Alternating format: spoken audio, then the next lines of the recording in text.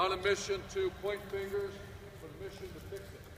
And myself personally have been on this incredible journey about trying to figure out what went wrong. And someone might say, my goodness, you guys won 24 straight games. What do you mean what went wrong?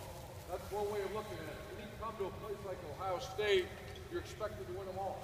When we wake up every morning, and some of you, I know the high schools you guys go to, some expect the same thing. Embrace that. You wake up every morning, you're just a little bit different. Some people say, well, it's a game, it's fun. You're damn right it's fun. But when you come to a place like Ohio State, you know what real fun is?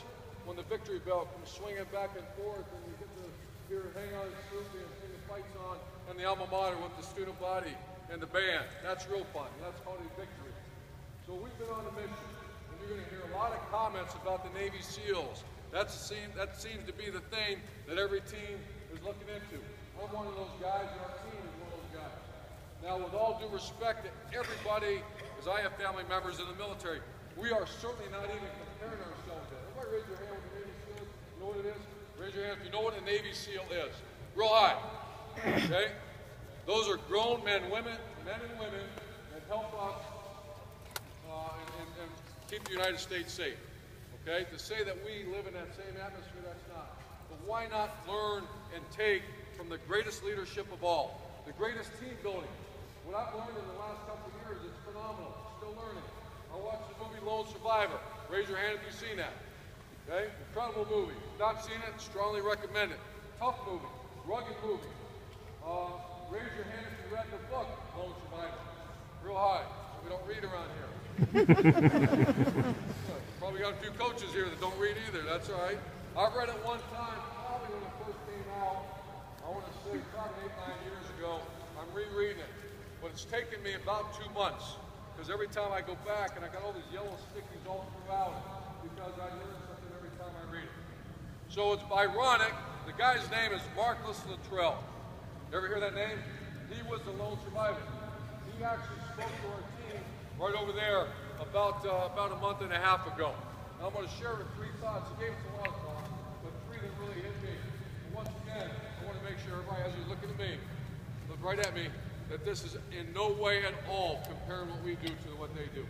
Because if you really study it, it's unbelievable what those men and women do in the Navy SEALs. It's unbelievable how they build that team. He called it a community. He says, in my community, I'm trained to do this. And there's 3 things. Number 1, and I just want you, as I'm going through this, raise your hand. I just got to make sure you're paying attention, because I see this guy looking over here, looking right at me. Raise your hand if winning is very important to you. Raise your hand. I mean, like very important. If it's not, then start daydreaming. Think about something else. Get your phone out and start playing around.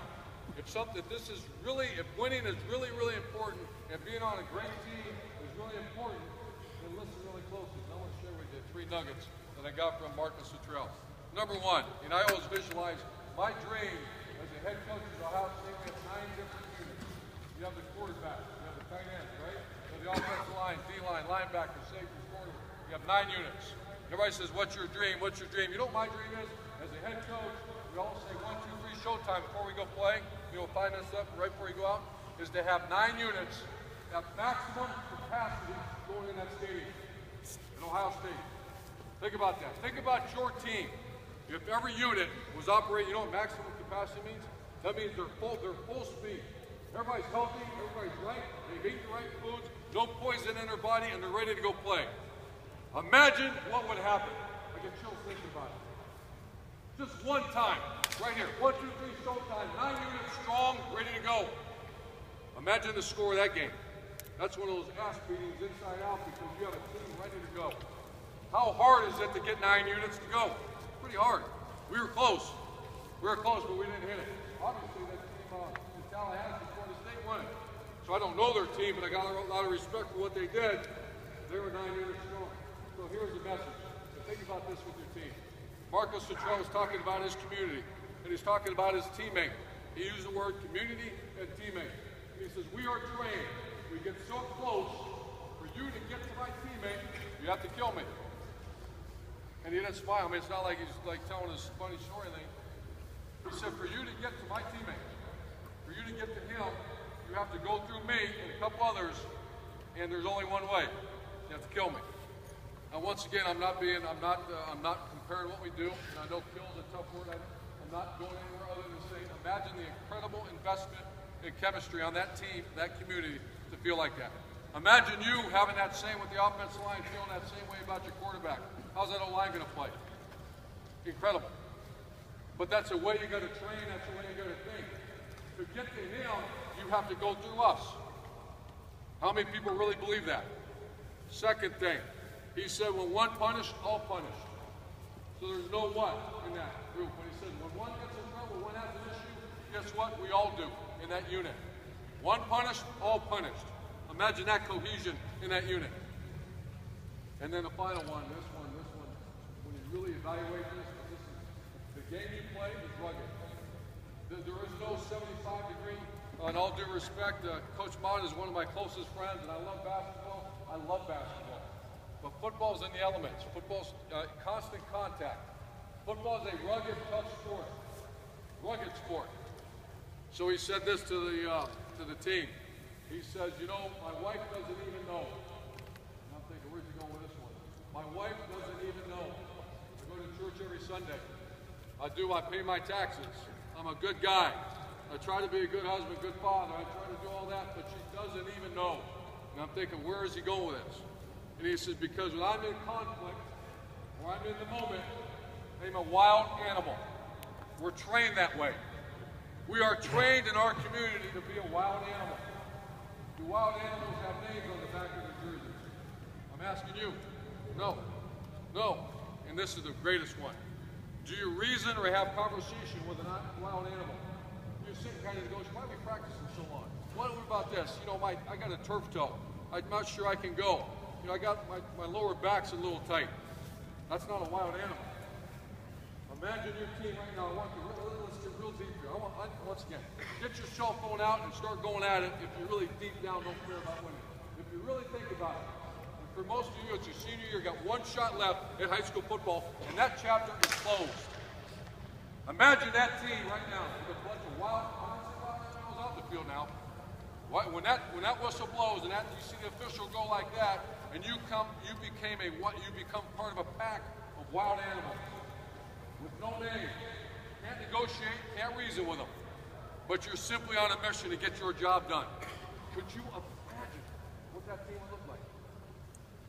What's the goal? What's the dream of Ohio State? To win Big Ten championships? Sure, to win those things? Absolutely. But when you break it down further and further, you know what it really is? To get 9 units operating at maximum capacity, to be nameless, faceless, and just wild animals going about their job, doing their business. If that happens at Ohio State, watch out. I got a feeling that happens at your high school. Watch out. Does anybody want to play a team like that? Deep down, does anybody really want to? I don't want to look across that field and go, whoa, look at this. I've been there a couple times. Don't want to go. I've also had teams like that. And I mean, when the whistle blew, I mean, it was 4 to 6, A to B as hard as you can, a bunch of wild animals with no name, and you can certainly not negotiate or reason with them because they're on a mission. I appreciate you being here. You can tell I got a little fired up, man. Not too far away, 2 months away, 2 months from now. Think about the chapter you guys got. I got a kid going to play high school football. I mean, my son's going to play high school football in this great state starting this year. I get emotional when I think about it. It's over. You got 1 year, man. It's over. It's over. And then you look back and say, hey, Dad, tell me about when you played high school football. I was part of, you can say this to him hopefully, I was part of the state championship team, and I did my very best, and I helped my teammates. And I did everything the right way. How good a feeling that will be. Regret's a bad thing. Don't ever regret your senior year. You go out and you go as hard as you can. Now you're a leader, whether you want to be it or not, you're a leader. And be that wild animal. When you get on the field, it's time to go. Once again, no conversation, no evaluation, no discussion, certainly no reasoning. You go as hard as you can. I appreciate you being here.